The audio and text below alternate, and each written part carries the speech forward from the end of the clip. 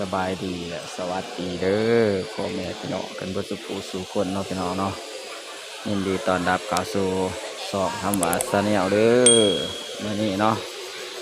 มาต่อ EP 2เด้อพี่น้องเด้อหลังจากคำว่าทำบุญเสร็จเป็นทีเรียบร้อยเนาะพี่น้องเนาะหลังผาใหญ่เนาะคำบาดกับสิพาพ่อแม่พี่น้องเขาขึ้นไปสานบนสุดๆตัวพี่น้องเนาะ พี่น้องเขาเคยมาบอถ้าเคยมาเมียนมาบอกคำบาดเด้อถ้าว่าบอกเคยกับเบิ่งในคลิปนี้น้องพี่น้องเนาะคำบาดกาสิทายบรรยากาศให้พ่อแม่พี่น้องเขาเบิ่งเนาะขึ้นไปสันบนเลยน้องพี่น้องเนาะนักต่างศาสตร์ก็มาหลายแล้วโอ้ไม่จักจันเคยเห็นบอกพี่น้องแต่ว่าคำบาดก็เห็นแต่เสียงเราบ่เห็นโตเนาะที่อยู่ในจุดนี้แหละจักรจันทร์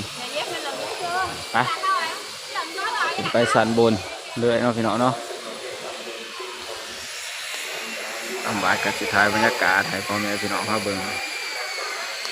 สันบนขึ้นไปเรื่อยๆเด้อพี่น้องเด้อใครที่เขามาส้มแล้วก็อย่าลืมเนาะกดติดตามกดไลค์แล้วก็คอมเมนต์กันเข้ามาเด้อพี่น้องเด้อถ้าเป็นไปได้ก็กดแชร์เข้ามาเด้อพี่น้องเด้อคำว่าก็ได้ขึ้นมาข้างบนเป็นชีเรียบร้อยนะพี่น้องเนาะ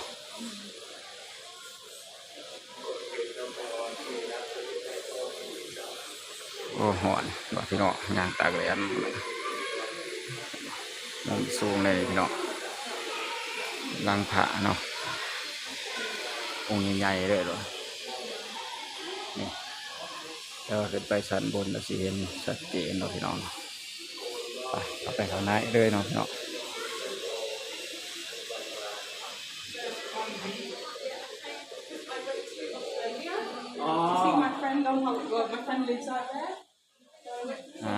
ก็สิมีแต่นักทางศาสตร์เนาะที่เป็นเขามากราบมาไหว้เนาะพี่น้อง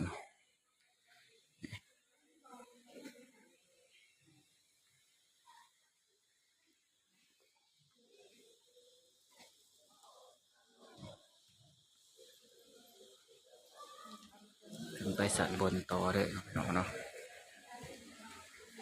แต่ว่าคำบาดกับสีบอกค่อยๆเด้อว่าแหงได้ก็บ่ได้เนาะมันสีรบกวนพ่อแม่พี่น้องเขาเพราะว่าหลายคนเนาะเพิ่นมาขึ้นมานี่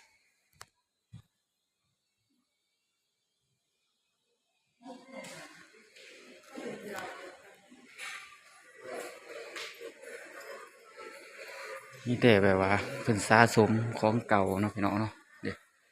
ใส่ตู้กระจกไว้นี่งานเบิดพี่น้องเนาะแต่ว่าเพิ่นบอกห้ามจับเลยห้ามจับ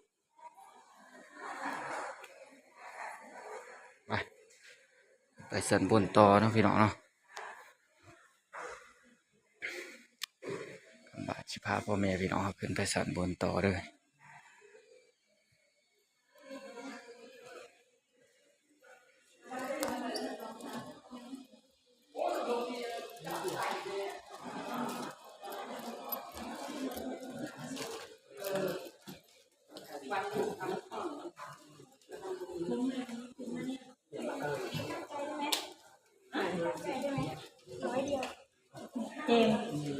คนก็สิมียางขึ้นยางลงเรื่อยๆเนาะพี่น้องเนาะ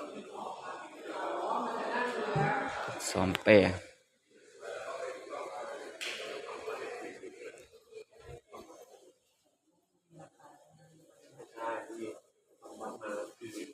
ให้มวลชนเข้ามาศึกษาธรรมไม่ใช่ว่าวัดมาไปขึ้นไปอีกสันหนึ่งเนาะสันหนึ่งที่พีคสุดคนหลาย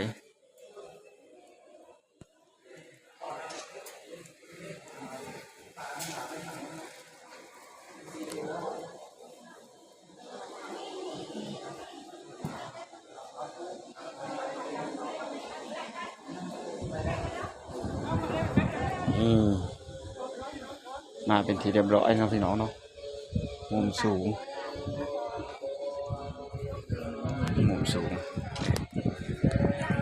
ผ่าเป็นใหญ่เนาะใหญ่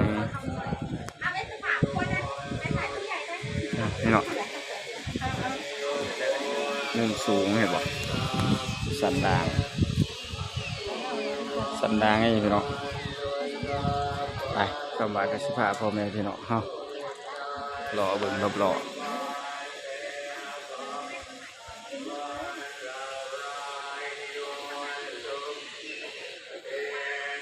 เม่นเข้ามาในเด้อพี่น้องเด้อว่ารับชมอยู่จากว่าได้แน่ประเทศได้แน่เนาะพี่น้องเนาะลำบากก็จะคู่คือกันเนาะต่อ EP 2เลยนี่พี่น้องหลังจากคำว่าได้ทำบุญสังฆทานเรียบร้อยแล้วเนาะขึ้นมาถ่ายมุมสูงให้พ่อแม่พี่น้องเขาเบิ่งเด้อสันบนสุดๆด้วยขึ้นมาสันบนกับลมเย็นแน่เนาะพี่น้องเนาะภาพเป็นจังไดชัดเจนบ่หรือว่าบ่ชัดเจนเหม็นกันเข้ามาเลยเนาะ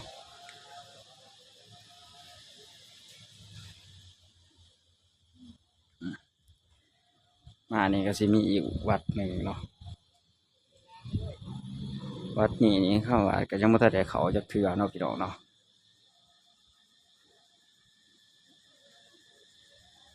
ทำบายกสิทายไปรอบๆให้พ่อแม่พี่น้องเขาเบิ่งเนาะนักท่องเที่ยวก็หลายเพิ่นมาเที่ยวมาชมวัดปากน้ำเนาะพี่น้องเนาะผาใหญ่สูงๆเนาะ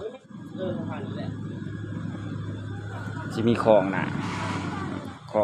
ขี่เรือก็ได้แล้วเฮาสินั่งเรือเนาะ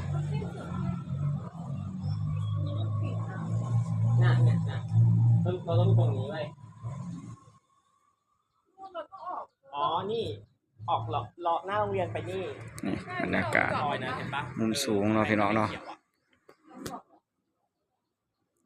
พ่อแม่พี่น้องก็เห็นเป็นยังไงเนาะมุมสูงเนาะวิวสวยบ่พี่น้องถ้าวิวสวยกับเห็นเข้ามาได้เด้อพี่น้องเด้อรถไฟแล่นเนี่ยบ่รางรถไฟแล่นเห็นก็เข้ามาหลายเนาะพี่น้องเนาะ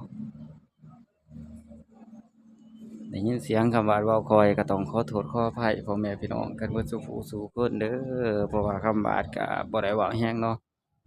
ถ้าสิเว้าแรงมันก็รบกวนพ่อแม่พี่น้องเฮาที่ว่ามาทำบุญคือกันเนาะเพิ่นมากราบมาไหว้อยู่ข้างในเนาะมุมสูงๆวิวสวยๆ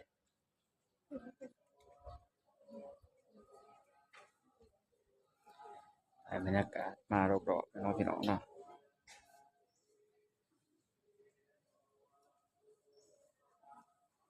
ทำบัตรก็ย่างรอบเป็นที่เรียบร้อยแล้วก็สิได้จบคลิปไปก่อนเด้อพี่น้องเด้อก็ขอบคุณพ่อแม่พี่น้องเป็นเบิดสุขสู่คนหรือว่า FC คำบาทเนาะที่เขามารับชมกดติดตามเบิ่งคลิปให้คำบาทตั้งแต่ต้นจนจบแล้วก็บ่ข้ามโฆษณาเด้อพี่น้องเด้อถ้าคลิปนี้คำว่าทำผิดพลาดก็ต้องขอโทษขออภัยพ่อแม่พี่น้องกันเบิดสุขสู่คนเนาะไปที่เขามาส่งคลิปนี้เดี๋ยวก็อย่าลืมเนาะกดติดตามกดไลค์แล้วก็คอมเมนต์กันเข้ามาเนาะถ้าเป็นไปได้ก็กดแชร์ให้คำบาทให้เด้อพี่น้องเด้อขอให้ทุกท่านมีสุขภาพเข้มแข็งร่างกายแข็งแรงตลอดปีตลอดไปอย่าเจ็บอย่าจนเนาะพี่น้องเนาะคำว่าก็สิได้จบคลิปไปก่อนแล้วก็สิกราบคำว่าสบายดีและสวัสดีเด้อพ่อแม่พี่น้องกันเบิดสุขสู่คนเนาะ